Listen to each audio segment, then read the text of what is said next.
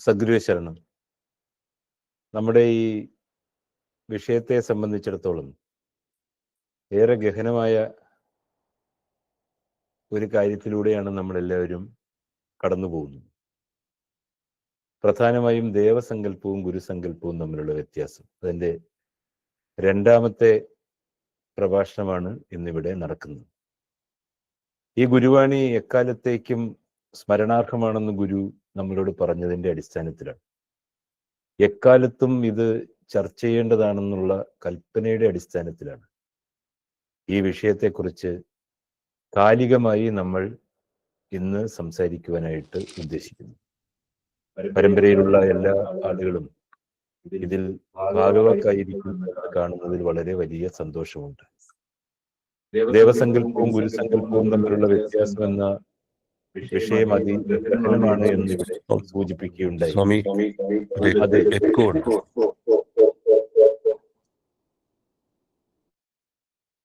അത് ഓഫ് ചെയ്തേക്കും.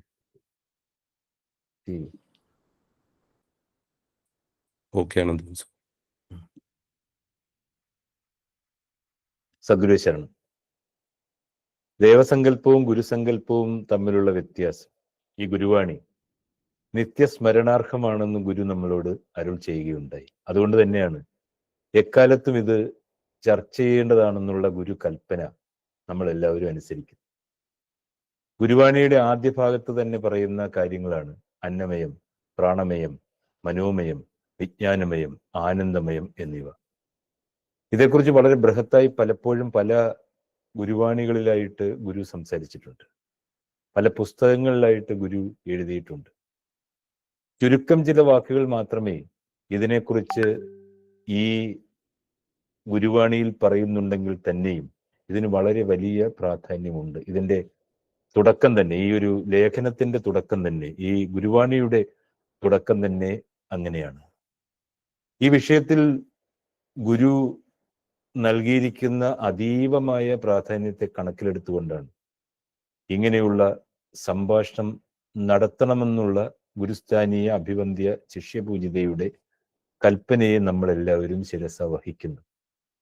ആത്മീയതയിലെ തന്നെ വളരെ ഗഹനമായ ഒരു വിഷയമാണ്.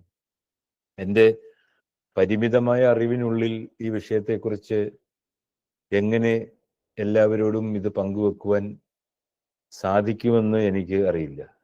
പക്ഷേ ആ ഗുരുനിർദ്ദേശത്തെ സാധാരണക്കാരനായിട്ടുള്ള ഞാൻ അനുസരിക്കുവാൻ ഈ അവസരത്തിൽ ആഗ്രഹിക്കുന്നു. നമ്മുടെ അസ്തിത്വം എന്നത് പഞ്ചകോശങ്ങളിലാണ്. ഈ 5 കോശങ്ങളെയും കടന്നു മാത്രമേ നമുക്ക് നമ്മുടെ ആത്മാവെന്ന തലത്തിലേക്ക്, ആത്മജ്ഞാനമെന്ന വഴിയിലേക്ക് വളരാനാവൂ. ആത്മാവെന്ന വാളിനെ പൊതിഞ്ഞു സൂക്ഷിച്ചിരിക്കുന്ന 5 ആവരണങ്ങൾ പോലെ ഇവ പ്രവർത്തിക്കുന്നു. മനുഷ്യജീവിതത്തിന്റെ ആന്തരിക പാളികളാണ് പഞ്ചകോശങ്ങൾ. മനുഷ്യന്റെ തന്നെ നിലനിൽപ്പിനെ ഏറ്റവും ആഴത്തിൽ വിശദീകരിക്കുന്ന ഉപനിഷത്തുകളിലെ മുഖ്യധാര ആശയങ്ങളിലൊന്നാണ് പഞ്ചകോശ തത്വം. കോശമെന്നാൽ പാളി, അല്ലെങ്കിൽ അടുക്ക്, അല്ലെങ്കിൽ ആവരണം, അല്ലെങ്കിൽ തലമുറ എന്നൊരു അർത്ഥം കൂടിയുണ്ട്. ശരീരം എന്നുള്ള ഒന്നിനുള്ളിൽ മനുഷ്യൻ 5 പാളികളിലൂടെ നിലകൊള്ളുന്നു.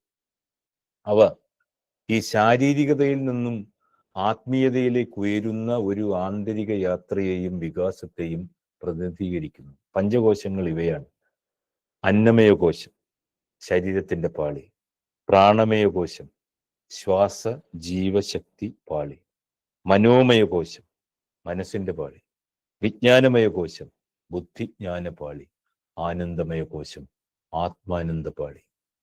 ഇവയിൽ ഓരോന്നും മനുഷ്യന്റെ ഭൗതികം മുതൽ ആത്മീയതയിലേക്ക് നീളുന്ന വികസന പടികളാണ് എന്ന് നമ്മൾ മനസ്സിലാക്കണം. പഞ്ചകോശങ്ങൾ മനുഷ്യനെ ശരീരം, പ്രാണൻ, മനസ്സ്, ജ്ഞാനം, ആത്മാനന്ദം എന്നീ പാതയിലൂടെ പൂർണ്ണ മനുഷ്യനായി ഉയർത്തുന്ന ശാസ്ത്രമാണ്. ഈ പാളിയിലൂടെയുള്ള യാത്ര സ്വയം തിരിച്ചറിയലിന്റെയും ആത്മീയ ഉണർത്തലിന്റെയും മുന്നേറ്റ പടിയായി ബൃഹുപുരാണത്തിൽ പറയും. പഞ്ചകോശങ്ങളെക്കുറിച്ച് ലളിതമായി കഥാരൂപത്തിൽ അതിൽ പ്രതിപാദിക്കുന്ന ഒരു കഥയുണ്ട്. വരുണന്റെ കഥയാണ്. തൻ്റെ പുത്രനായ ഭൃഗു തൻ്റെ പിതാവിനോട് ബ്രഹ്മാംശമായ ആത്മാവിനെ കുറിച്ച് തനിക്ക് അതിനെക്കുറിച്ച് വെളിപ്പെടുത്തി തരണമെന്ന് അപേക്ഷിക്കുന്നു. വരുണൻ ഭൃഗുവിനോട് പറഞ്ഞു, ആത്മതപസ്സിലൂടെ ആ അറിവ് സ്വായത്തമാക്കാനായി ഉപദേശിക്കുന്നു. ഭൃഹു തന്റെ ഏകാന്തമായ തപസ് ആരംഭിച്ചു. അദ്ദേഹം ആദ്യം കണ്ടത് സൂക്ഷ്മ ശരീരമാണ്. ഈ ശരീരമാണ് ബ്രഹ്മാംശമെന്ന് ഭൃഹു കരുതി. തന്റെ അനുഭവത്തെക്കുറിച്ച് പിതാവിനെ അറിയിച്ചപ്പോൾ വീണ്ടും ധ്യാനനിരതനാകുവാൻ വരുണൻ കൽപ്പിച്ചു. ധ്യാനനിരതനായ ഭൃഹുവിന്റെ ദർശനക്കാഴ്ചയിൽ സ്ഥൂല ശരീരത്തിനപ്പുറമുള്ള പ്രാണനെ കണ്ടെത്തി. ഈ കാഴ്ചയെക്കുറിച്ച് പിതാവിനോട് പറഞ്ഞപ്പോൾ വീണ്ടും ധ്യാനനിരതനാകാനായിരുന്നു നിർദ്ദേശിച്ചത്. ഭൃഹു ധ്യാനം തുടർന്നു. പ്രാണമയ കോശത്തിനപ്പുറം നിൽക്കുന്ന മനോമയ കോശം എന്ന തലം ഉൾക്കണ്ണിൽ തെളിഞ്ഞു. വീണ്ടും കഠിനമായ തപസ്സിലൂടെ മനസ്സിനെ പുറന്തള്ളിയപ്പോൾ പ്രകാശമയമായ ജ്ഞാനമണ്ഡലം തെളിഞ്ഞു. ക്രമേണ ഈ വിജ്ഞാന പ്രകാശത്തിനും അപ്പുറം അത്ഭുതകരമായ ഒരു ആനന്ദമണ്ഡലം ഭൃഹുവിന് തുറന്നു കിട്ടി. ഞാനെന്ന ഭാവം പോലും ആ ആനന്ദാനുഭവത്തിൽ അലിഞ്ഞ് അതിൽ അദ്വൈത ഭാവം കൈക്കൊള്ളുന്നതായി ഭൃഹു തന്റെ ഉൾക്കണ്ണുകൊണ്ട് അനുഭവിച്ചു. ഇതിനെല്ലാത്തിനും അപ്പുറത്തായി നിലകൊള്ളുന്ന ആത്മാവെന്ന ചൈതന്യത്തെയും അദ്ദേഹത്തിന്റെ ഉൾക്കള്ളിൽ തെളിഞ്ഞു. ഇങ്ങനെ ഒന്നിനുള്ളിൽ മറ്റൊന്നായി നിലകൊള്ളുന്ന പഞ്ചകോശങ്ങളെയും അതിനുള്ളിലെ ആത്മാവെന്ന സത്യത്തെയും ഭൃഹു തിരിച്ചറിഞ്ഞു. ഈ 5 കോശങ്ങളിലെ നിലനിൽക്കുന്ന കർമ്മഗതിയറ്റ് ജീവാത്മാവും പരമാത്മാവുമായി ലയിക്കുന്നതാണ് മോക്ഷം. ഇവിടെയാണ് ത്രികാലജ്ഞാനിയായ ഒരു ഗുരുവിന്റെ പ്രാധാന്യം. നമ്മൾ കേട്ടിട്ടുണ്ട്, കെട്ടുകളായത് കർമ്മം പുരുഷന്, കെട്ടുകളറ്റേ മുക്തി വരൂ ദൃഢം.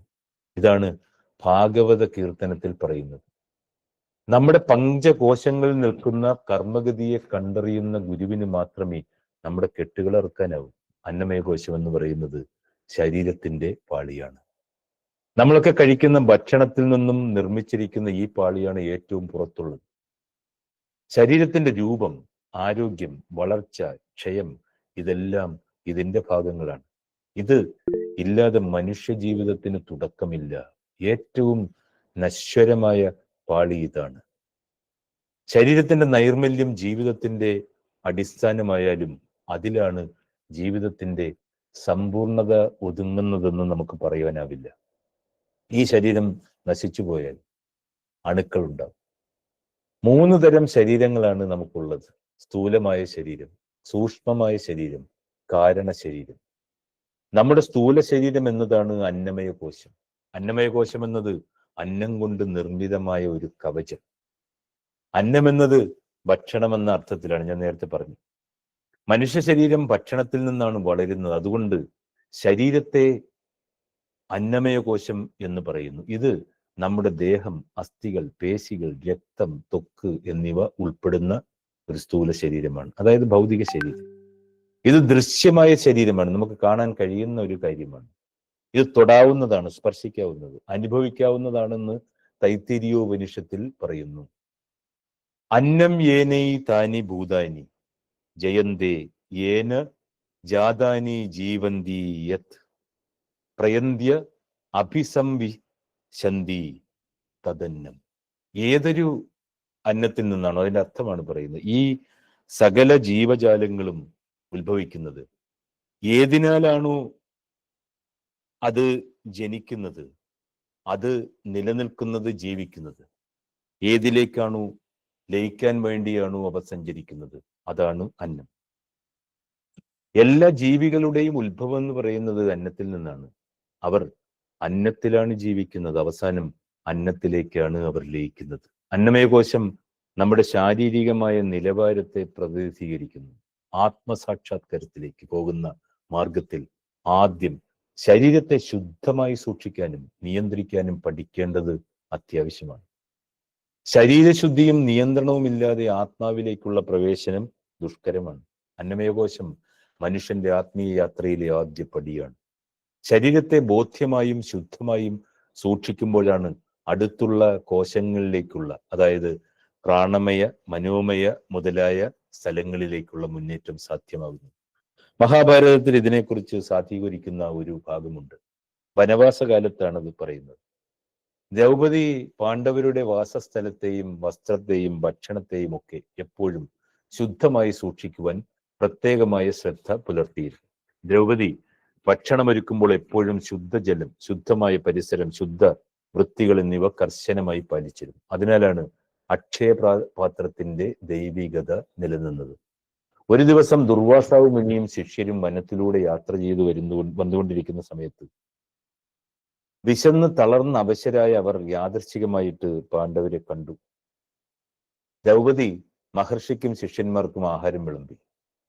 വനത്തിലാണെങ്കിലും അവർ പുലർത്തുന്ന വൃത്തിയും ശുദ്ധിയും മഹർഷിയെ സന്തോഷവാനാക്കി. അദ്ദേഹം ദ്രൗപദിയോട് ഇപ്രകാരം പറഞ്ഞു, മകളെ, നീ അറിവുള്ളവളാണ്. ഈ വനവാസകാലത്തും നീ പുലർത്തുന്ന നിഷ്ഠയും ശുദ്ധിയും നിനക്കും നിന്റെ പതികൾക്കും നന്മയായി ഭവിക്കും. അന്നമയകോശം ശുദ്ധമല്ലെങ്കിൽ അന്നമയകോശം ശുദ്ധമല്ലെങ്കിൽ പ്രാണമയകോശം ചാഞ്ചാടും. നമ്മുടെ ശരീരം ശുദ്ധമല്ല എങ്കിൽ നമ്മുടെ ഉള്ളിലിരിക്കുന്ന, നമ്മുടെ പ്രാണനെ വിലയം ചെയ്തു നിൽക്കുന്ന ആ കോശം ഇങ്ങനെ ചാഞ്ചാടിക്കൊണ്ടിരിക്കും. പ്രാണമയകോശം ചാഞ്ചാടുമ്പോൾ മനോമയകോശം മങ്ങിയിടും. അതായത് മനസ്സ് മലിനമായാൽ വിജ്ഞാനമയവും ആനന്ദമയവും പ്രകാശിക്കുകയില്ല. കർമ്മഗതി അന്നമയകോശത്തെ അല്ലെങ്കിൽ ശരീരത്തെ പ്രധാനമായും ബാധിക്കുന്നത് രോഗത്തിന്റെ രൂപത്തിലാണ്. ത്രികാലജ്ഞാനിയായ ഗുരു നമ്മുടെ അന്നമയകോശത്തിലെ രോഗരൂപത്തിൽ ബാധിച്ച കർമ്മഗതികളെ കണ്ടറിഞ്ഞ് തിരുത്തുന്ന ഒരുപാട് ഉദാഹരണങ്ങൾ പറഞ്ഞിട്ടുണ്ട്. ഇതിനെ ഇങ്ങനെ ഈ കണക്ട് ചെയ്യാത്തത് കൊണ്ടാണ് പലപ്പോഴും ഇതിന്റെ ആത്മീയമായ വിഷയത്തെക്കുറിച്ചും വശത്തെക്കുറിച്ചും ഒക്കെ നമുക്ക് പലപ്പോഴും മനസ്സിലാകാത്തത്. പ്രാണമയകോശം ജീവശക്തിയുടെ പാളിയാണ്. പ്രാണശക്തി, ശ്വാസം, ജീവന്റെ ഒഴുക്ക് ഇവയെല്ലാം ഈ പാളിയിലാണ്. ശരീരത്തിന് ജൈവചലനം, കരുത്ത്, ഊർജം ഇവയൊക്കെ നൽകുന്നത് ഇതാണ്. ശ്വാസത്തിന്റെ ഗുണവും പ്രാണായാമത്തിന്റെ പ്രാധാന്യവും. ഇപ്പോ യോഗയൊക്കെ കൈകാര്യം ചെയ്യുന്ന ആളുകൾക്ക് അവരുടെ പ്രാണായാമത്തിന്റെ മറ്റൊരു വശത്തിലേക്ക് പോകുന്നതായിട്ട് നമ്മൾ കേട്ടിട്ടുണ്ട്. പ്രാണായാമം എന്ന് പറയുന്ന യഥാർത്ഥത്തിൽ ഒരു ക്രിയ മാത്രമല്ല, ശരീരത്തിന്റെ സഞ്ചരിതമായ ഒരു പ്രക്രിയ കൂടിയാണ്. അപ്പൊ അതിന്റെ പ്രാധാന്യം ഇവയുമായിട്ടൊക്കെ ബന്ധപ്പെട്ട് നിൽക്കുന്നു. ശ്വാസത്തെ ശുദ്ധമായി പിടിച്ചാൽ മനസ്സും ശരീരവും തമ്മിൽ ഐക്യം നേടാമെന്നും മഹർഷിമാർ, യോഗികളൊക്കെ നമ്മളോട് പറഞ്ഞിട്ടുണ്ട്. പ്രാണമയകോശം എന്നത് ശരീരത്തിൽ ജീവൻ നിലനിർത്തുന്ന ജീവശക്തിയുടെ ആസ്ഥാനമാണ്. അത് ഞാൻ നേരത്തെയും അതിനെക്കുറിച്ച് പറയുകയുണ്ടായി. അന്നമയകോശം ശരീരത്തിന്റെ രൂപമാകുമ്പോൾ പ്രാണമയകോശം അതിന്റെ ശക്തിയായി മാറും. ഇത് ശ്വാസം, ജീവശക്തി, ചലനം എന്നിവയുടെ അടിസ്ഥാനമാകുന്നു. പ്രാണമയകോശം എന്നത് നമ്മുടെ ശരീരത്തിൽ ജീവൻ നിലനിർത്തുന്ന ശ്വാസത്തെയും ഊർജത്തെയും സംബന്ധിച്ച ഭാഗമാണ്. ഇത് ഇല്ലെങ്കിൽ ശരീരം ജീവനറ്റതാകും. ഉദാഹരണത്തിന്, ഒരു വാഹനത്തിൽ ഇന്ധനമൊക്കെ ഒഴിക്കുന്ന സമയത്ത് അതിനെ ചലിപ്പിക്കാൻ കഴിയില്ല. അത് ഇന്ധനമില്ല എങ്കിൽ നമുക്ക് മുന്നോട്ട് പോകാൻ സാധിക്കില്ല. ഇതുപോലെ അന്നമയകോശത്തെ ചലനാത്മകമാക്കുന്നത് പ്രാണമയകോശം എന്ന ജീവശക്തിയാണ്. ഈ പ്രാണമയകോശം എന്ന് പറയുന്നതിലാണ് നമ്മുടെ കർമ്മശേഷിത്വം അല്ലെങ്കിൽ നമ്മുടെ ഊർജനില രേഖപ്പെടുത്തിയിരിക്കുന്നത്. കർമ്മശേഷിക്ക് അനുയോജ്യമായ വിധം ധർമ്മമാർഗം പറഞ്ഞു തരുന്നൊരു നിർമ്മലത്വ പ്രകാശമേ ദൈവമേ നമ്മൾ പ്രാർത്ഥിക്കാറുണ്ട്. ജീവന്റെ കർമ്മഗതിയെ തിരുത്താനുള്ള വഴികൾ ഗുരു നമുക്ക് പറഞ്ഞു തരുന്നു. അതോടൊപ്പം തന്നെ നമ്മുടെ ജീവിതത്തിന്റെ കാലഘട്ടം എത്ര നാൾ, അത് തീരുമാനപ്പെടുത്തിയിരിക്കുന്നത് ഈ പ്രാണമയ കോശത്തിലാണ്. നമ്മുടെ ആയുസ്സിനെ നിലനിർത്തിയിരിക്കുന്നത് അല്ലെങ്കിൽ ആയുസ്സിന്റെ കാലം വിവക്ഷിക്കുന്നത്. ജീവന്റെ ഈ ഘട്ടങ്ങളെ കണ്ടറിയുന്ന ഗുരുവിന്റെ ഇടപെടലിലൂടെ ഈ ആപത്ഘട്ടം തരണം ചെയ്ത് മുന്നോട്ട് കൊണ്ടുപോയ ഒരുപാട് ഉദാഹരണങ്ങൾ നമ്മുടെ മുമ്പിലുണ്ട്. ഈ കഴിഞ്ഞ ദിവസം നമ്മുടെ ഗുരുധർമ്മ പ്രകാശ സഭയുടെ ഒരു മീറ്റിംഗ് നടക്കുകയുണ്ട്. അതിൽ സർവാദരണീയായ ജനനി പ്രജ്ഞാജ്ഞാന തപസ്സിനി ഒരു അനുഭവം പങ്കുവെക്കുകയുണ്ട്. വളരെ ശ്രദ്ധേയമായിരുന്നു, എന്നെ വല്ലാതെ ആകർഷിക്കുകയുണ്ടായി. സന്യാസിമാരും ജന്മിമാരും ബ്രഹ്മചാരികളും ഒക്കെ ഉണ്ടായിരുന്ന ഒരു ഓൺലൈൻ മീറ്റിംഗ് ആണ്. എല്ലാവർക്കും അത് വലിയ ഒരു അത്ഭുതമായിട്ട് തന്നെ തോന്നി. ഗുരുവിനെ സംബന്ധിച്ചിടത്തോളം നമുക്ക് ഓരോ നിമിഷവും അത്ഭുതമാണ്. അപ്പോൾ പക്ഷെ ഒരു കാര്യം പുതുതായിട്ട് കേൾക്കുന്ന സമയത്ത് നമുക്ക് വീണ്ടും വീണ്ടും എന്ന് പറയുന്ന ആശ്ചര്യം തോന്നും ഗുരുവിന്റെ കാരുണ്യത്തിൽ. ഒരു പ്രഗത്ഭനായ ജ്യോതിഷൻ ജന്നി വീട്ടിലായിരുന്ന സമയത്ത്, ചെറുതില് പഠിച്ചുകൊണ്ടൊക്കെ ഇരിക്കുന്ന സമയത്ത് 28 വയസ്സ് വരെ മാത്രമേ ആയുസുള്ളൂ എന്ന് പറയുകയുണ്ട്. രക്ഷാമാർഗം അന്വേഷിച്ചിട്ടാണ് ഗുരുസന്നിധിയിൽ ഈ ജന്മി എത്തിച്ചേർന്നത്, അതായത് പ്രജ്ഞായിനി. ജനനിയോടും അച്ഛനോടുമായി, അന്നൊരു പെൺകുട്ടിയായിട്ടാണല്ലോ ആശ്രമത്തിൽ വരുന്നത്. അപ്പൊ ഈ പെൺകുട്ടിയോടും അച്ഛനോടുമായി ഗുരു ഇപ്രകാരമായിട്ട് പറഞ്ഞു: കർമ്മഗതികൾ വന്നു ചേരുന്ന ബുദ്ധിമുട്ടുകൾക്ക് പരിഹാരം അവനവന്റെ കർമ്മത്തിലൂടെയും പ്രാർത്ഥനയിലൂടെയും നേടിയെടുക്കേണ്ടതാണ്. അച്ഛൻ ഗുരുവിനെ കണ്ട സമയത്ത് ആദ്യം പറഞ്ഞത്, ജനനി ഈ സമയത്ത് 28ാമത്തെ വയസ്സാകുമ്പോൾ അപകടം സംഭവിക്കും, മരിച്ചു പോകുമെന്നൊക്കെ ഈ ജ്യോത്സ്യൻ പറഞ്ഞു എന്നതിനുള്ള മറുപടിയായിട്ടാണ് ഗുരു അത് പറഞ്ഞത്. ഗുരു പറഞ്ഞ ശരി, ആശ്രമത്തിൽ നിൽക്കൂ. അപ്പൊ അന്നത്തെ കാലത്ത് ഈ ആശ്രമത്തിലൊക്കെ പെൺകുട്ടികളെ താമസിപ്പിക്കുക ഒക്കെ ഭയങ്കര കാര്യമാണ്. അച്ഛൻ, മാതാപിതാക്കൾ അല്ലെങ്കിൽ അങ്ങനെയും കുടുംബക്കാരൊന്നും ബന്ധുക്കളൊന്നും അങ്ങനെ അംഗീകരിക്കുന്ന ഒരു കാലമല്ല. ആശ്രമത്തെക്കുറിച്ച് തന്നെ അത്ര വലിയ അറിവൊന്നും ഇല്ലാതിരുന്ന ഒരു കാലഘട്ടമാണ്. പക്ഷെ ജന്നി പഠിച്ചതും വളർന്നതും ഒക്കെ ഒരു കോൺവെന്റിലാണ്. അപ്പൊ അങ്ങനെ ഒരു കൾച്ചർ അവിടെ നേരത്തെ രൂപപ്പെട്ടിരുന്നു. അതുകൊണ്ടായിരിക്കാം അച്ഛൻ ഗുരുവിന്റെ വാക്ക് കേട്ട സമയത്ത് തന്നെ ജന്നി ആശ്രമത്തിൽ നിർത്തി. കൃത്യം 28ാമത്തെ വയസ്സായി. ജന്നി എനിക്ക് തോന്നുന്നൊരു 17-18 വയസ്സിലൊക്കെ ആയിരിക്കും ആശ്രമത്തിൽ വന്നതെന്ന് എനിക്ക് തോന്നുന്നു. അപ്പോ ആ സമയത്ത് 28ാമത്തെ വയസ്സിൽ ടൈഫോയിഡ് എന്ന രോഗം ബാധിച്ചു. ഗുരുതര അവസ്ഥയായി. അപ്പോൾ ഇവിടെ അന്ന് ഒരുപാട് വൈദ്യന്മാരൊക്കെ ഉണ്ട്. തങ്കയൻ സാർ എന്നൊക്കെ പറയുന്ന വൈദ്യന്മാരുണ്ട്. എല്ലാവരും പറഞ്ഞു ഹോസ്പിറ്റലിൽ കൊണ്ടുപോകണം, വലിയ സീരിയസ് ആകുന്ന ഒരു അവസ്ഥയാണ്.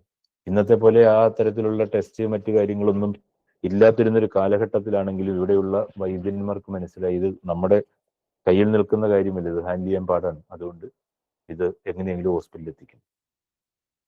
പക്ഷെ ഗുരു പറഞ്ഞ ഒരു ഹോസ്പിറ്റലും പോകണ്ട, ഇവിടെ നിന്നാൽ മതി. ഇന്നത്തെ കാലഘട്ടത്തിൽ ഗുരു ഇങ്ങനെ ആരോടെങ്കിലുമൊക്കെ പറയുന്ന സമയത്ത് നമ്മൾ രണ്ടാമതൊന്ന് സംശയിക്കും.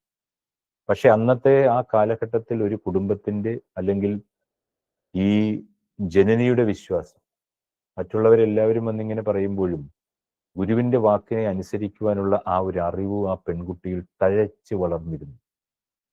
അപ്പൊ ജന്നി ഇങ്ങനെ കാണുകയാണ് തന്റെ ജീവൻ ഒരു പ്രാവിന്റെ രൂപത്തിൽ നെഞ്ചിൽ നിന്ന് പറഞ്ഞ് ഒരു എന്താ പറയാ, ഒരു ഫ്രാക്ഷൻ ഓഫ് സെക്കൻഡ് നെഞ്ചിൻ കൂടിൽ നിന്നും അത് പറന്ന് ഒരു പ്രാവ് ആകാശത്തിലേക്ക് ഉയർന്നു പോകുന്നതായി ജന്നിക്ക് അനുഭവപ്പെട്ടു. ആകാശത്തിൽ നിന്ന് ഗുരുവിന്റെ തൃക്കരങ്ങൾ ഇങ്ങനെ ഉയർന്ന് ആകാശത്തിലേക്ക് ആ പ്രാവിനെ വീണ്ടും താഴേക്ക് തിരിച്ചിറക്കുന്നു. ജന്നിയുടെ നെഞ്ചിനകത്തേക്ക് തിരിച്ച് ഈ പ്രാവ് പ്രവേശിക്കുന്നു. ജന്നി പതിയെ ബോധതലത്തിലേക്ക് തിരികെ വന്നു. ഇതൊരു പ്രാണമയ കോശത്തിന്റെ കർമ്മഗതികളെ കണ്ടു തിരുത്തുന്ന ഒരു മഹാഗുരു തന്റെ ശിഷ്യയ്ക്ക് നൽകുന്ന, ജീവനെ പിടിച്ചിങ്ങനെ നിർത്തുന്ന വലിയൊരു അനുഭവമാണ്. ഇങ്ങനെ തന്നെ നമ്മുടെ KP വൈദ്യർക്കൊക്കെ ഇങ്ങനെ ഒരു അനുഭവം ഉണ്ടായിട്ടുണ്ട്. നമ്മൾ പ്രാർത്ഥനാഞ്ജലി എഴുതിയ അദ്ദേഹമാണ്. അത് മറ്റൊരു അവസരത്തിൽ വിശദീകരിക്കും. അത് പറയാൻ ഒരുപാട് എന്താ പറയുക, വലിയ താളുകൾ ഉള്ള അനുഭവമാണ്.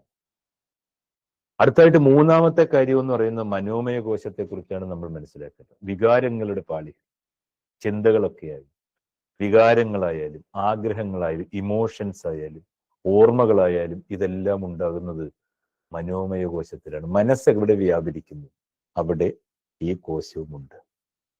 മനുഷ്യന്റെ സന്തോഷവും വിഷാദവും ഭയവും ആത്മവിശ്വാസവും എല്ലാം ഈ പാളിയിൽ നിന്നാണ് ഉദിക്കുന്നത്. മനസ്സിന്റെ ശാന്തി ജീവിതത്തെ ശാന്തിയിലേക്ക് നയിക്കുന്നു. മനോമയ കോശം എന്നത് മനുഷ്യന്റെ അന്തരംഗത്തിലുള്ള 5 തരത്തിലുള്ള കാര്യങ്ങൾ ചേർന്നതാണ്. ഇത് ജീവിതത്തിൽ നമുക്ക് മനസ്സിലാക്കുവാൻ കഴിയുന്ന സമയമെന്ന് പറയുന്നത് ഈ കോശത്തിന്റെ മൂന്നാമത്തെ അവസ്ഥ എന്നൊക്കെ പറയും. ഇത് മനസ്സിന്റെ അങ്കണമെന്ന് പറയാം. മനോമയ കോശം എന്ന് പറയുന്നത് നമ്മുടെ ചിന്തകൾ, ഞാൻ നേരത്തെ പറഞ്ഞു, ഭാവങ്ങൾ, വികാരങ്ങൾ, സങ്കല്പങ്ങൾ, ആഗ്രഹങ്ങൾ എന്നിവ ഉൾക്കൊള്ളുന്നൊരു ഭാഗമാണ്. ഗുരു എപ്പോഴും പറഞ്ഞു മനസ്സിനെ സൂക്ഷിക്കണം. സന്യാസിമാരോടാണെങ്കിലും ഗൃഹസ്ഥാശ്രമികളോടാണെങ്കിലും ആൺകുട്ടികളോടാണെങ്കിലും പെൺകുട്ടികളോടാണെങ്കിലും എല്ലാവരോടും ഗുരു പറയുന്ന ഒരു കാര്യമാണ്, നിങ്ങൾ മനസ്സിനെ വ്രതം പോലെ സൂക്ഷിക്കണം. ഒരു ഉദാഹരണം ഞാൻ പറയാം. ദുർവാസാവ് മഹാമുനി നമ്മളെല്ലാവരും കേട്ടിട്ടുണ്ട്. അദ്ദേഹം തപസ്വിയായിരുന്നെങ്കിലും അതിവേഗം ദേഷ്യം വരും. ഒരിക്കൽ ഒരു ശിഷ്യൻ ഗുരു ഒരുപാട് ശകാരിച്ചു, വഴക്കു പറഞ്ഞു ശിഷ്യനെ.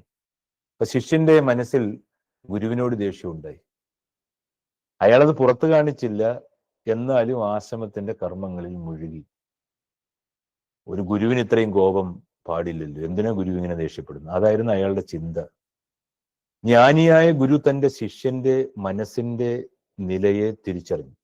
ഗുരു ശിഷ്യനെ വിളിച്ചു, മകനെ, നിന്റെ മനസ്സിൽ തോന്നുന്ന ചെറിയ സംശയം പോലും വിഷബീജം പോലെയാണ്. അത് നിനക്കുള്ളിലെ ജ്ഞാനത്തെ നശിപ്പിച്ചു കളയും. നിന്റെ ഈശ്വര സാക്ഷാത്കാരത്തിന്റെ വഴിയിൽ നിന്റെ മനസ്സിലെ വിദ്വേഷം നിറഞ്ഞ ചിന്തകൾ നിനക്ക് തടസ്സമാകും. അതിനാൽ മനസ്സിനെ ശുദ്ധമായി സൂക്ഷിക്കുക. ഗുരു പിന്നെയും തുടർന്നു, മനസ്സാണ് മനുഷ്യന്റെ യഥാർത്ഥ സുഹൃത്തും യഥാർത്ഥ ശത്രുവും. അത് നിയന്ത്രണത്തിലുണ്ടെങ്കിൽ മോക്ഷം, നിയന്ത്രണം നഷ്ടപ്പെട്ടാൽ നാശം. വിജ്ഞാനമയ കോശം നാലാമത്തതാണ് ജ്ഞാനബുദ്ധിയുടെ പാളി. അത് ധാരണയാണ്, വിവേകമാണ്, തീരുമാന ശക്തിയാണ്, ധർമ്മബോധമാണ്. ഇതെല്ലാം കൂടിച്ചേർന്നതാണ്. അത് ഈ വിജ്ഞാനമയ കോശത്തിന്റെ ഗുണങ്ങളാണ്. യുക്തിക്കും ചിന്തയ്ക്കും നന്മ തിന്മകളുടെ തിരിച്ചറിയലിനും ഇതാണ് കേന്ദ്രം. അതായത് നമ്മൾ പറയത്തില്ലേ, എന്താണ് സാധാരണ പറയാറുണ്ട്, നമ്മുടെ സമചിത്തത, അല്ലെങ്കിൽ നമുക്ക് കാര്യങ്ങളെ തിരിച്ചറിയുവാനുള്ള കഴിവ്. എന്താ ഒരു വാക്ക് അതിന് പറയുന്നത്, പെട്ടെന്ന് എനിക്ക് കിട്ടുന്നില്ല. അപ്പൊ അത് നമുക്ക് ഈ കാര്യങ്ങളെ തിരിച്ചറിയാനുള്ള ഒരു കഴിവ്. ഇപ്പൊ ഒരു കാര്യം നമ്മുടെ ശരീരത്തിൽ വന്നിങ്ങനെ കൊതുക് വന്ന് കുത്തിയാൽ പെട്ടെന്ന് കൈ വലിക്കുന്നത് പോലെ. അപ്പോ ചിന്തകളെ സ്വാധീനിക്കുന്ന കാര്യങ്ങളെ തിരിച്ചറിയാനുള്ള അതിൻ്റെ ഒരു കേന്ദ്രമാണ് യഥാർത്ഥത്തിൽ, അതായത് ശരീരത്തെയും മനസ്സിനെയും ആത്മാവിനെയും ജീവനെയും എല്ലാത്തിനെയും കൂടി ഇങ്ങനെ കൂട്ടിക്കെട്ടിയ ഒരവസ്ഥ. എനിക്ക് അതിനെ കുറിച്ച് അങ്ങനെ പറയാൻ സാധിക്കും. ജ്ഞാനത്തിന്റെ പ്രകാശം മനസ്സിനെ ഉയർത്തി ആത്മീയതയിലേക്കാണ് നയിക്കുന്നത്. അതിന്റെ വലിയ തലം ഞാൻ പറയുന്നു. ഈ കാട്ടിൽ വഴിയാത്രികരെയൊക്കെ കൊന്ന് കൊള്ളയടിച്ച, അങ്ങനെ ജീവിച്ച നിഷ്ഠുരതയുടെ, ക്രൂരതയുടെ പര്യായമായ രത്നാകരൻ. അപ്പൊ എന്താണ് അദ്ദേഹത്തിന്റെ മനസ്സിലേക്ക് ദീപശിഖയായി പ്രവേശിച്ച മഹർഷിമാരുടെ വാക്കുകൾ. ഈ തിരിച്ചറിവില്ലാതെ രത്നാകരൻ ജീവിച്ചൊരു കാലഘട്ടമുണ്ട്. അപ്പൊ ധർമ്മത്തിന്റെ ആഴങ്ങൾ അറിയാതെ രത്നാകരനിൽ പതിയെ എന്താ പറയാ, അങ്ങനെ ജീവിച്ചു കൊണ്ടിരിക്കുന്ന സമയത്ത് മഹർഷിമാരുടെ വാക്കുകൾ കേട്ട് അദ്ദേഹത്തിന്റെ ആത്മബോധത്തിന്റെ വാതിൽ തുറന്നു. അവസാനം എന്തു പറ്റി? ചണ്ടാളനായ രത്നാകരന് മാനസിക പരിവർത്തനം ഉണ്ടായി. ആ കാര്യം കൊണ്ട് ധ്യാനത്തിന്റെയും ആത്മതപസ്സിന്റെയും തേജസ്സിൽ വാൽമീകിയായി രത്നാകരൻ പുനർജനിച്ചു. ഒരു വ്യക്തിയുടെ മാറ്റമാണ്, മാനസികമായ പരിവർത്തനമാണ്, മാനസാന്തരം. മഹത്തായ മാനസികമായ പരിണാമം. പഞ്ചകോശ ശുദ്ധീകരണത്തിന്റെ ഏറ്റവും നല്ല ഉദാഹരണമാണ് അത്. ഒരാൾ ശരീരത്തിന്റെ ബോധതലത്തിൽ നിന്ന് ഉയർന്ന് ആത്മതലത്തിലേക്ക് ഉയർന്ന ആന്തരികമായ യാത്ര. നമുക്ക് മാനസാന്തരം എന്നൊക്കെ പറയുമ്പോൾ നമ്മൾ സാധാരണയായിട്ട് അത് മനുഷ്യബുദ്ധിയിലൊക്കെ ഉണ്ടാകുന്നത് അതുപോലെ എന്തെങ്കിലുമൊക്കെ നമ്മുടെ മനസ്സിനെ പിടിച്ചുലക്കുന്ന സംഭവങ്ങൾ ഉണ്ടാകണം. പക്ഷേ അത് ഒരു കാട്ടാളിന് മാനസാന്തരം ഉണ്ടാകുക എന്ന് പറയുന്നത് ചെറിയ കാര്യമല്ല. അത് അതീന്ദ്രിയമായ ചില കാര്യങ്ങൾ അയാളിൽ പ്രവർത്തിച്ചേ മതിയാവും. അപ്പോ കാട്ടാളനായി ജനിച്ച രത്നാകരന്റെ ജീവിതം അങ്ങനെ മുന്നോട്ട് പോകുന്ന സമയത്ത്, അതിലൂന്നി ജീവിക്കുന്ന സമയത്ത്, ദേഹത്തെ സന്തോഷിപ്പിക്കുവാൻ വേണ്ടി മനുഷ്യരുടെ ജീവൻ പോലും അയാൾ കവർന്നെടുത്തുകൊണ്ടിരുന്ന കാലം. അങ്ങനെയാണ് അദ്ദേഹത്തിന് മഹർഷിമാരുടെ ഉപദേശം ലഭിക്കുന്നത്. അങ്ങനെ ഈ ദേഹകേന്ദ്രീകൃതമായ, അതായത് ശരീര കേന്ദ്രീകൃതമായ ആ ബോധത്തിൽ നിന്നും ജീവിതത്തിന്റെ നിസാരത തിരിച്ചറിയുവാൻ അദ്ദേഹത്തിന് സഹായമുണ്ടായി. അത് തപസ്സിലൂടെ ഉണ്ടാകുന്നതാണ്, നിരാഹാരത്തിലൂടെ ഉണ്ടാകുന്നതാണ്. തൻ്റെ അന്നമയ കോശത്തെ അദ്ദേഹം ശുദ്ധീകരിച്ചു.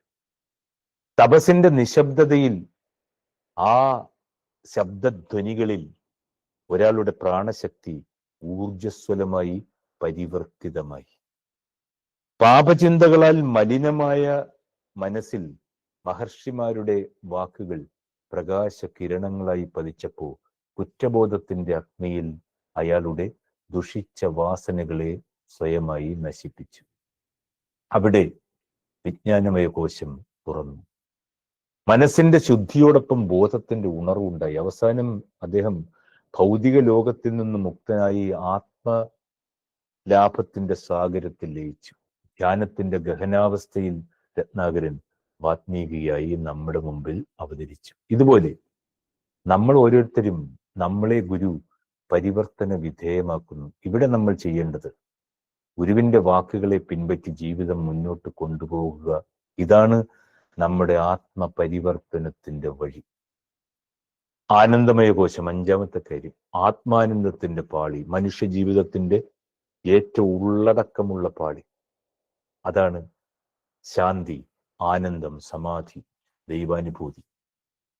മനുഷ്യന് ശാന്തി ഉണ്ടാകുക എന്ന് പറയുന്ന അവാച്യമായ ആന്തരികമായ ആത്മാനുഭൂതിയുടെ അമേയമായ തലമാണ്. അതിന്റെ അടിത്തറ എന്ന് പറയുന്നത് ദൈവാനുഭൂതിയാണ്. അതിൽ നിന്ന് ഉണ്ടാകുന്ന കാര്യമാണ്. സ്വയം എന്നതിന്റെ ആഴമറിയുന്ന ഇടം ആനന്ദമയ കോശം തന്നെയാണ്. മനുഷ്യന്റെ യഥാർത്ഥമായ രൂപം ആനന്ദത്തിന്റെയും ശുദ്ധബോധത്തിന്റെയും പ്രതിഫലനമാണ്. ഗുരുവും നമ്മളോട് മനസ്സിനെ സൂക്ഷിക്കേണ്ടതിന്റെ ആവശ്യകതയെക്കുറിച്ച് എപ്പോഴും സൂചിപ്പിക്കാറുണ്ട്. മനസ്സിന്റെ നീചവാസനകളിൽ നിന്ന് രക്ഷപ്പെടാനുള്ള വഴികളും ഗുരു നമുക്ക് പറഞ്ഞു തന്നിട്ടുണ്ട്. നമ്മൾ പലപ്പോഴും വികാരങ്ങൾക്കടിമപ്പെട്ട് പ്രവർത്തിക്കുന്നവരാണ്. വികാരത്തിൽ നിന്നും വിവേകത്തിലേക്കുള്ള ഉയർച്ചയാണ് വിജ്ഞാനമയ കോശം. അത് നമ്മുടെ ബുദ്ധിയെയും വിവേകത്തെയും അതിനെ സ്വാർത്ഥകമാക്കി തീർക്കുന്നു. സ്വാർത്ഥമായ ചിന്തകൾക്ക് അതീതമായി മനുഷ്യൻ ഉയരുകയാണ്. മനോമയ കോശത്തിന്റെ വികാരത്തിൽ നിന്ന് വിവേകത്തിന്റെ തലമായ വിജ്ഞാനമയ കോശത്തിലേക്കുള്ള മനുഷ്യ മനസ്സിന്റെ ഏറ്റവും ഉത്തമമായ ഉദാഹരണമാണ് യഥാർത്ഥത്തിൽ വിശ്വാമിത്ര മഹർഷിയുടെ ജീവിതം. നമുക്കെല്ലാവർക്കും അറിയാം, വിശ്വാമിത്രൻ വലിയ രാജാവായിരുന്നു. ബുദ്ധിയും ധൈര്യവും ശക്തിയും എല്ലാം തികഞ്ഞ രാജാവ്. തന്റെ ബുദ്ധിശക്തിയിലും സൈന്യബലത്തിലും അഹങ്കരിച്ച് അദ്ദേഹം തന്റെ കൈപ്പിടിയിൽ എല്ലാത്തിനെയും വശത്താക്കുവാൻ ശ്രമിച്ചു. വിശ്വാമിത്ര രാജാവ് അങ്ങനെയാണ് ജീവിതത്തെ തുടങ്ങുന്നത്. ഒരു ദിവസം വസിഷ്ഠ മഹർഷിയുടെ ആശ്രമത്തിലെത്തി. മഹർഷിയുടെ ആശ്രമത്തിൽ കാമധേനു അതിഥികൾക്കായിട്ടുള്ള ഒരുക്കിയ വിരുന്ന് കണ്ട സമയത്ത് വിശ്വാമിത്രൻ കാമധേനുവിനെ കൈക്കലാകാൻ ശ്രമിച്ചു. വസിഷ്ഠ മഹർഷി തന്റെ ബ്രഹ്മദണ്ഡ് ഒന്ന് ഉയർത്തിയപ്പോൾ വിശ്വാമിത്രനും സൈന്യത്തിനും അനങ്ങാൻ പറ്റാതായിപ്പോയി. ഇത് രാജാവായ വിശ്വാമിത്രന്റെ ആത്മാഭിമാനത്തെ പിളർന്ന നിമിഷമായിരുന്നു. വസിഷ്ഠ മഹർഷിയുടെ മഹത്വം തിരിച്ചറിഞ്ഞ വിശ്വാമിത്രൻ തന്റെ രാജപദവി ഉപേക്ഷിച്ച് വസിഷ്ഠന്റെ ശിഷ്യനായി മാറി. കഠിനമായ തപസ്സിലൂടെ അദ്ദേഹം തന്റെ ചിന്താധാരകളെ ശുദ്ധീകരിക്കുവാൻ ശ്രമിച്ചു. അദ്ദേഹത്തിന്റെ മനസ്സ് പതിയെ വികാരത്തിന്റെ തലത്തിൽ നിന്നും വിവേകത്തിന്റെ തലത്തിലേക്ക് നീങ്ങി. ഇതിനിടയിൽ ഒരിക്കൽ ദേവന്മാർ അയച്ച മേനകയിൽ അദ്ദേഹത്തിന്റെ മനസ്സാകൃഷ്ടമായി. പിന്നീട് തന്റെ തെറ്റ് തിരിച്ചറിഞ്ഞ അദ്ദേഹം വീഴ്ചയിൽ നിന്നും വിവേകത്തിലേക്ക് ഉയർന്നു. കഠിനമായ ചര്യകളിലൂടെ ബ്രഹ്മർഷിയായി മാറിയ വിശ്വാമിത്രൻ മനോമയ കോശമെന്ന തലത്തിൽ നിന്ന് വിജ്ഞാനമയത്തിന്റെ തലത്തിലേക്കുള്ള യാത്ര, വിശ്വാമിത്രന്റെ ഉയർച്ച. ആനന്ദമയ കോശം മനുഷ്യന്റെ ആത്മാവിനോട് ഏറ്റവും അടുത്ത ആന്തരികമായ അഞ്ചാമത്തെ കോശമാണ്. ആനന്ദത്തിന്റെ പാളി എന്നാണ് അതിന്റെ അർത്ഥം. ധ്യാനം, പ്രാർത്ഥന, ആത്മചിന്ത എന്നിവയിലൂടെ ഈ ആനന്ദമയ കോശം ശക്തമാകും. കാരണശരീരമെന്നാണ് ആനന്ദമയ കോശത്തെ അറിയപ്പെടുന്നത്. ഇവിടെ ഞാൻ എന്ന ബോധം അറ്റുപോകുന്നു. നമ്മളെല്ലാവരും, ഞാൻ തന്നെ ഈ പലപ്പോഴും പല മീറ്റിങ്ങുകളിലും സത്സംഗങ്ങളിലും സമ്മേളനങ്ങളിലും ഒക്കെ സംസാരിക്കുന്ന സമയത്ത് ഞാൻ എന്ന വാക്ക് ഒരുപാട് തവണ ഉപയോഗിക്കാം. ഗുരു നമ്മളോട് പറയുന്ന ഏറ്റവും പ്രധാനപ്പെട്ട വാക്ക് ഇതാണ്. ഞാൻ എന്ന് പറയുമ്പോൾ നമ്മളെന്ന് പറയുന്ന ഭാഗം അവിടെ തീരുന്നു. അപ്പൊ ഞാനെന്ന് പറയാൻ പാടില്ല. ഗുരുവിന് പറയാൻ ഞാനെന്ന്. നമ്മളെപ്പോലെയുള്ള ആളുകൾ ഞാനെന്ന് പറഞ്ഞാൽ അവിടെ അഹമുയരും. നമ്മളൊക്കെ അഹങ്കാരത്തിന്റെ പ്രതീകങ്ങളാണ്. ഈ മാംസനിബദ്ധമായ ജീവിതത്തിനിടയിൽ നമ്മളൊക്കെ സന്യാസത്തിന്റെ വഴിയിലേക്ക് വന്നിട്ടുണ്ടെങ്കിൽ തന്നെയും മനുഷ്യ ബദ്ധമായ വികാരങ്ങൾക്ക് പലപ്പോഴും അടിമയായി പോകുന്ന ആളുകളാണ് എല്ലാവരും. ഇപ്പൊ സന്യാസിമാരാണെന്ന് പറഞ്ഞിട്ട് കാര്യമില്ല, കർമ്മഗതിയാണ്.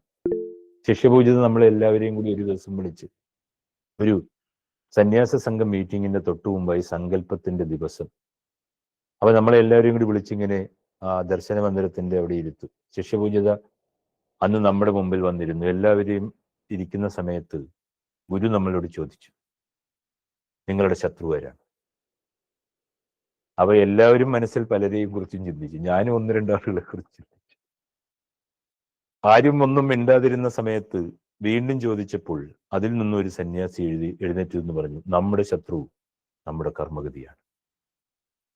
ശിഷ്യപൂജിത പറഞ്ഞു, ശരിയാണ്. ഇവിടെ ഞാനെന്ന ബോധം എന്ന് പറയുന്നത് കർമ്മഗതിയാണ്. ആത്മജ്ഞാനത്തിന്റെ വഴിയിൽ സഞ്ചരിക്കുന്ന മഹത്തുക്കൾക്ക് കരഗതമാകുന്ന അവസ്ഥയാണത്.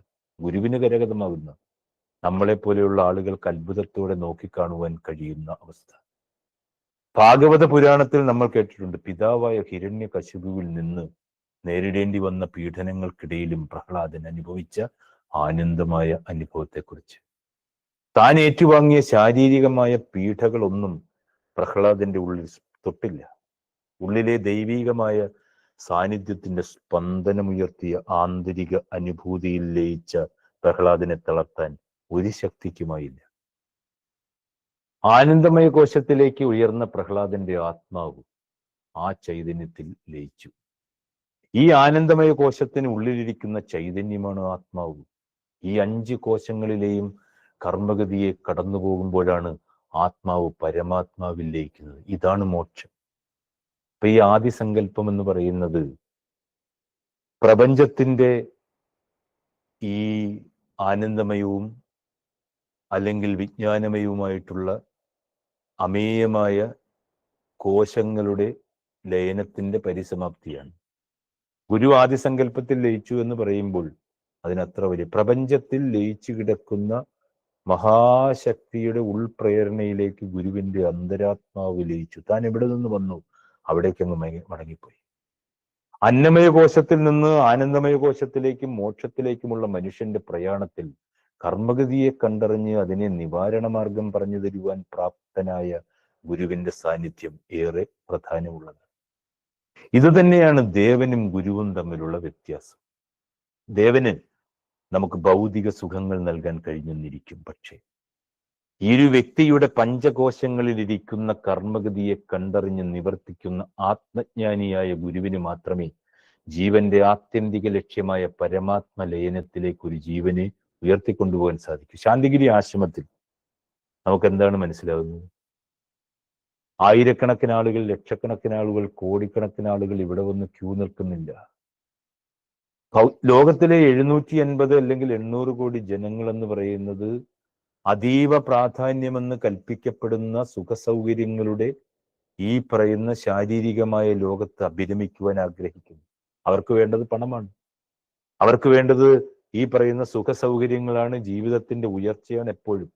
നമ്മളുടെ മാനദണ്ഡം അതല്ല. അതുകൊണ്ടാണ് ശാന്തിഗിരിയിൽ വരുന്നത് കൂടുതലും സാധാരണക്കാരായ പാവപ്പെട്ടവരായി മാറുന്നു. വലിയ പണച്ചാക്കുകളിൽ വലിയ മുന്തിയ ബിസിനസ്സുകാര്, ഈ എന്താ പറയാ, സാമ്പത്തികമായ കാര്യങ്ങളെയൊക്കെ ഇങ്ങനെ ഉള്ളം കൈയിലിട്ട് അമ്മാനമാടുന്ന ആരെയും നമുക്കിവിടെ പലപ്പോഴും കാണുവാൻ സാധിക്കുകയില്ല. പക്ഷേ ഈ പ്രപഞ്ചത്തിന്റെ സൃഷ്ടി എന്താണോ, ഈ പ്രപഞ്ചത്തിന്റെ ലക്ഷ്യമെന്താണോ, ഈ പ്രപഞ്ചം എങ്ങോട്ടാണോ പോകുന്നത്, അവിടെ ജനിച്ച നമ്മുടെ ധർമ്മം എന്താണ്, നമ്മുടെ ആത്മീയ കർമ്മം എന്താണ് എന്ന് എന്താ പറയാ, ഈ പറയുന്ന സുഖലോലുപതകളുടെ പാരമ്യങ്ങൾക്കും അപ്പുറത്ത് ആത്മീയതയാണ് നമ്മുടെ ജീവിതത്തിന്റെ അടിസ്ഥാനമെന്ന് കണ്ടെത്തിയ നമ്മുടെ രാജ്യത്തിന്റെ ആത്യന്തികമായ സനാതനധർമ്മം ഈ പർണശാലയും ഈ ദർശന മന്ദിരത്തിലും ഈ പ്രാർത്ഥനാലയത്തിലും ഈ ഗുരുവിന്റെ ഉദ്യാനത്തിലും ഗുരുവിന്റെ കുടിലിലും സഹകരണ മന്ദിരത്തിനും ഇടയിലൊക്കെ ഇങ്ങനെ ചുറ്റിക്കറങ്ങിക്കൊണ്ടിരിക്കുകയാണ്. വേറെ ഒരിടത്തും സനാതനധർമ്മത്തിന്റെ പാലനത്തെ നമുക്ക് കാണുവാൻ കഴിയുകയില്ല. മസ്തിഷ്ക പ്രക്ഷാളനങ്ങളുണ്ട്, വാചോടോപങ്ങളുണ്ട്, പല തരത്തിലുള്ള സംസാരങ്ങളുണ്ട്, വലിയ പണ്ഡിത ഗർവന്മാരുടെ അതിസമർത്ഥമായ വാഗ്ധോരണികളുണ്ട്. ഇതെല്ലാം ഉണ്ട്, ഒരു പ്രയോജനവുമില്ല. മനുഷ്യന്റെ ആത്മാവിനെ ശുദ്ധീകരിക്കുവാൻ കഴിയുന്ന മന്ത്രങ്ങൾ തരുന്ന ആളാണ് ഗുരു.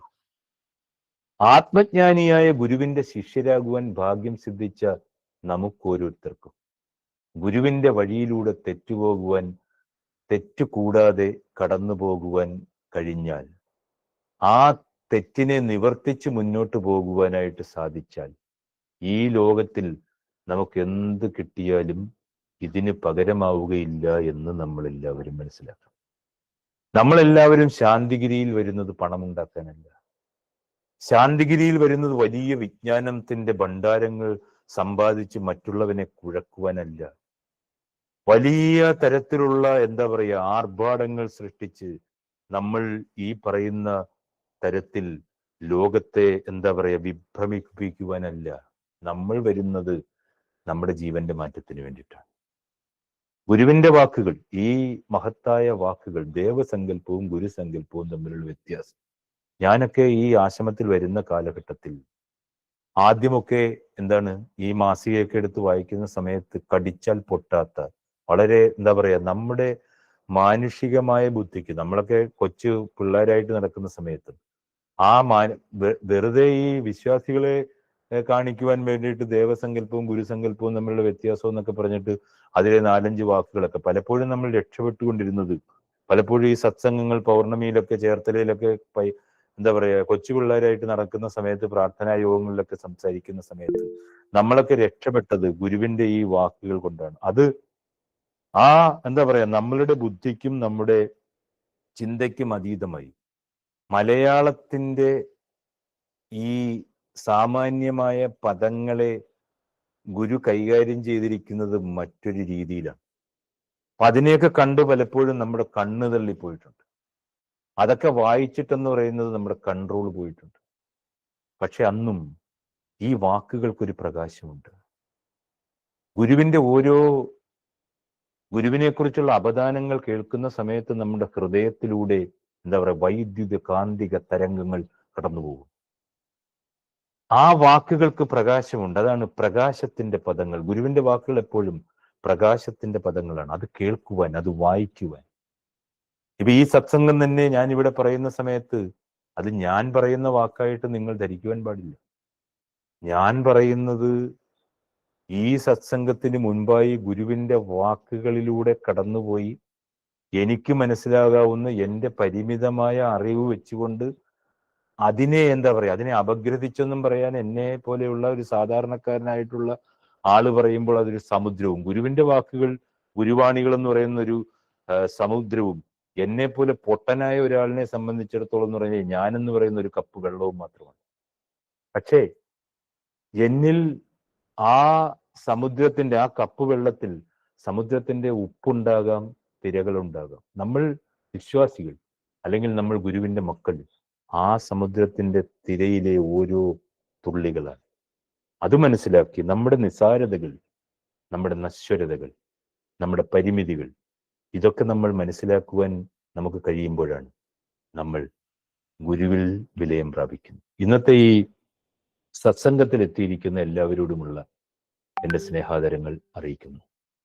എല്ലാ തരത്തിലുള്ള നന്മകളും ഗുരുവിൻ്റെ പരമമായ കാരുണ്യ കൃപാകടാക്ഷത്തിൽ നമുക്കെല്ലാവർക്കും ഉണ്ടാകട്ടെ എന്ന് പ്രാർത്ഥിച്ചുകൊണ്ട് ഒരിക്കൽ കൂടി നിങ്ങളോടെല്ലാവരോടും ഇങ്ങനെ സംസാരിക്കുവാൻ എന്നെ പ്രാപ്തനാക്കിയ എൻ്റെ മഹാഗുരുവിനോടുള്ള നമ്മുടെ എല്ലാമായ ഗുരു കാരുണ്യത്തോടുള്ള സ്നേഹാദരങ്ങൾ, പ്രാർത്ഥനകൾ ഒക്കെ അതീവമായ ആ പാതാരവിന്ദങ്ങളിൽ എന്താ പറയുക സാഷ്ടാംഗ പ്രണാമം നടത്തിക്കൊണ്ട് എൻ്റെ വാക്കുകൾ ഗുരുപാദങ്ങളിൽ സമർപ്പിക്കുന്നു. സദ്ഗുരുവേശ്വരൻ. ഗുരുവിന്റെ പ്രകാശം ഗുരു ശിഷ്യരിലേക്ക് പകർന്ന സ്വാമിയുടെ പ്രഭാഷണം ഏറെ പ്രയോജനപ്രദവും ആഴത്തിലുള്ളതും ഞങ്ങൾ ഓരോരുത്തരുടെയും ആത്മീയ യാത്രയ്ക്ക് പ്രകാശം പകരുന്നതുമായിരുന്നു. ഞങ്ങൾ ഓരോരുത്തരെയും ഒരിക്കൽ കൂടി അങ്ങ് ഗുരുപാദങ്ങളിൽ സമർപ്പിക്കുകയാണ്. നന്ദി സ്വാമി. ഈ പ്രഭാഷണ പരമ്പരയ്ക്ക് ഔദ്യോഗികമായി നന്ദി അറിയിക്കുന്നതിനായി ആദരണീയ ബ്രഹ്മചാരി വന്ദനൻ അവറുകളെ ഗുരുനാമത്തിൽ സാദരം സ്വാഗതം ചെയ്യുന്നു. സദ്ഗുരുവേ ശരണം. പരമകാരുണ്യനായ ഗുരുവെ പ്രാർത്ഥിച്ചുകൊണ്ട് അഭിവന്ദ്യ ശുശ്രൂഷയുടെ മനസ്സാൽ സ്മരിച്ചുകൊണ്ട് ദേവസങ്കല്പം ഗുരുസങ്കല്പം തമ്മിലുള്ള വ്യത്യാസം എന്നുള്ള നമ്മുടെ നിത്യസ്മരണാർഹമായ ഗുരുവാണിയുടെ പ്രഭാഷണ പരമ്പരയാണ് ഇപ്പം നടന്നു വരുന്നത്. അതിൻ്റെ ഈ 2ാമത്തെ പ്രഭാഷണമാണ് നമ്മൾ ഇന്ന് പങ്കെടുത്തുകൊണ്ടിരിക്കുന്നത്.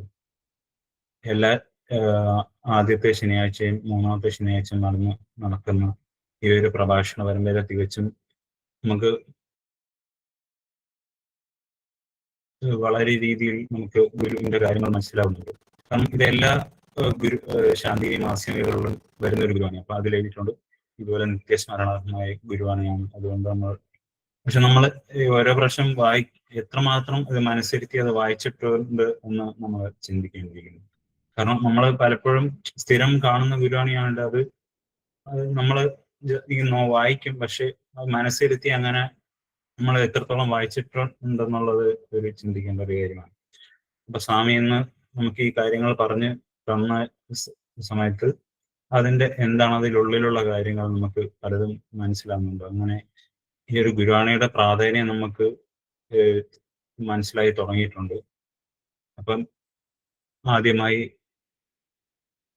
ഈ സത്സംഗത്തിന്റെ മഹനീയ സാന്നിധ്യമായിരിക്കുന്ന ശാന്തിരി ആശ്രമം പ്രസിഡന്റ് സ്വാമി ചൈതന്യജ്ഞാനദവസിക്ക് ശാന്തിരി ആശ്രമത്തിന്റെ പേരിലും ശാന്തിരി വിദ്യാലയത്തിന്റെ പേരിലും കൃതജ്ഞത അർപ്പിക്കുന്നു.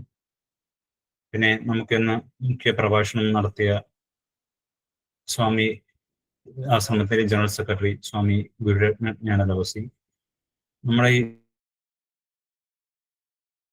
ഗുരുവിന്റെ ആഴമുള്ള വചനങ്ങൾ, അന്തർനിർണയങ്ങൾ, പ്രത്യേകിച്ച് 5 കോശങ്ങളുടെ ആത്മീയ പ്രാധാന്യവും മനുഷ്യ ജീവിതത്തിലെ ആത്മീയ വിചാരത്തിനുള്ള മാർഗനിർദ്ദേശങ്ങൾ അത്തരം വ്യക്തതയോടെ അതുപോലെ തന്നെ ആത്മീയ തീവ്രതയോടെയും അവതരിപ്പിച്ചെന്ന സ്വാമിക്കും ഗുരുനാമത്തിൽ ശാന്തിരാശ്രമത്തിന്റെ പേരിലും ശാന്തി വിദ്യാലയത്തിന്റെ പേരിലും കൃതജ്ഞത അർപ്പിക്കുന്നു.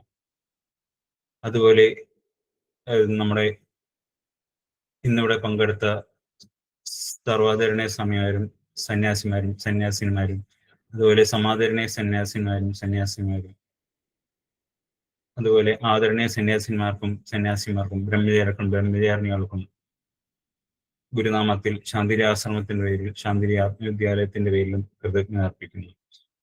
അതുപോലെ ആത്മവിദ്യാലയത്തിന്റെ പ്രിൻസിപ്പൽ മെന്റർ GR കിരൺ സാറിനും ഗുരുനാമത്തിൽ ശാന്തിരി ആശ്രമത്തിന്റെ പേരിലും ശാന്തിരി ആത്മവിദ്യാലയത്തിന്റെ പേരിലും കൃതജ്ഞത അർപ്പിക്കുന്നു. അതുപോലെ ഇന്നിവിടെ സ്വാഗതം ആശംസിച്ച ബ്രഹ്മചാരി സത്പ്രഭ, ബ്രഹ്മചാരിക്കും ശാന്തിരി ആശ്രമത്തിന്റെ പേരിലും ശാന്തിരി വിദ്യാലയത്തിന്റെ പേരിലും കൃതജ്ഞത അർപ്പിക്കുന്നു. അതുപോലെ ഇത്തരത്തിലുള്ള സത്സംഗങ്ങൾ ശരിക്കും നമ്മുടെ മനസ്സിൽ വലിയ വലിയ മാറ്റങ്ങളാണ് കൊണ്ടുവരുന്നത്. അപ്പം അതുപോലെ ഈ പ്രതിവാരം സംഘടിപ്പിക്കുന്ന ഈ പ്രസംഗ പരമ്പര സംഘടിപ്പിക്കുന്നതിന്റെ സംഘാടകർക്കും പ്രത്യേകം നന്ദി അറിയിക്കുന്നു. അതുപോലെ തന്നെ ഇന്ന് ഈ സത്സംഗത്തിൽ പങ്കെടുക്കാനെത്തിയ എല്ലാ വിശ്വാസി സമൂഹത്തിനും ഗുരുനാമത്തിൽ ശാന്തി ആശ്രമത്തിന്റെ പേരിലും ആത്മവിദ്യാലയത്തിന്റെ പേരിലും കൃതജ്ഞത അർപ്പിക്കുന്നു. സദ്ഗുരുശ്വരൻ. പ്രാർത്ഥനയോടെ യോഗം ഗുരുപാദങ്ങളിൽ സമർപ്പിക്കാം. പ്രാർത്ഥനയ്ക്കായി സർവാദരണീയ സ്വാമിയെ ക്ഷണിക്കുന്നു.